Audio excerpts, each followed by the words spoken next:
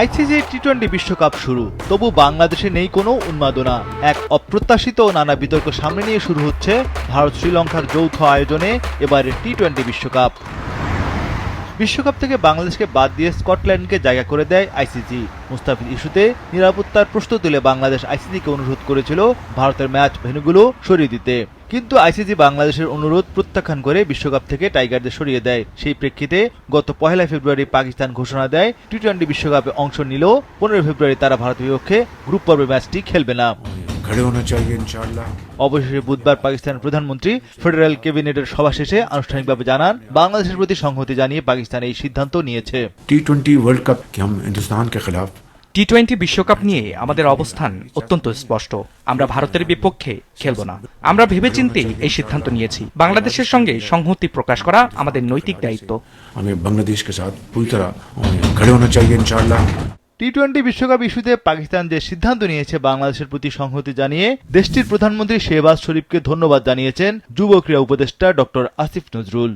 গত আসরের মতো এবারও 4টি গ্রুপে ভাগ হয়ে 20টি দল নিয়ে চলবে টি-20 বিশ্বকাপ। এই গ্রুপে রয়েছে ভারত, পাকিস্তান, নামিবিয়া, নেদারল্যান্ডস ও যুক্তরাষ্ট্র। বি গ্রুপে রয়েছে Sri Lanka, Australia, Ireland, Oman, Zimbabwe. C গ্রুপে রয়েছে England, West Indies, Scotland, Nepal, Italy. D গ্রুপে রয়েছে নিউজিল্যান্ড, দক্ষিণ আফ্রিকা, আফগানিস্তান, আরব আমিরাত ও কানাডা। ভারত ও শ্রীলঙ্কার আয়োজনে এই আসরের প্রথম দিনে 3টি ম্যাচ রাখা হয়েছে। শনিবার সকাল 11:30টায় কলম্বোতে পাকিস্তান উদ্বোধনী ম্যাচে নেদারল্যান্ডসের মুখোমুখি হবে। বিকাল 3:30টায় ইডেন গার্ডেন্সে দুইবারের চ্যাম্পিয়ন ওয়েস্ট ইন্ডিজ খেলবে স্কটল্যান্ডের বিপক্ষে। বাংলাদেশ থাকলে এই ম্যাচটি হতো দিনের সবচেয়ে আকর্ষণীয় ম্যাচ। দিনের শেষ ম্যাচে স্বাগতিক ভারতের মুখোমুখি হবে যুক্তরাষ্ট্র। ম্যাচটি শুরু হবে সন্ধ্যা 7:30টায়। গ্রুপ পর্বের প্রতিটি দল 4টি করে ম্যাচ খেলবে। প্রতিটি গ্রুপ থেকে সেরা 2 দল মিলে হবে সুপার 8 পর্ব। 7 ফেব্রুয়ারি থেকে শুরু হওয়া এই আসর চলবে 8 মার্চ পর্যন্ত। মোট 55টি ম্যাচ হবে ভারত শ্রীলঙ্কার 8টি ভেন্যুতে। এর মধ্যে ভারতের 5টি ভেন্যু, শ্রীলঙ্কায় রাখা হয়েছে 3টি ভেন্যু। আয়োজক সব ভেন্যুতেই সাজ রব। প্রথমবারের মতো কলম্বোর ঐতিহ্যবাহী ভেন্যু সিংহলী স্পোর্টস ক্লাব গ্রাউন্ডে ফ্লাড লাইট বসানো হয়েছে।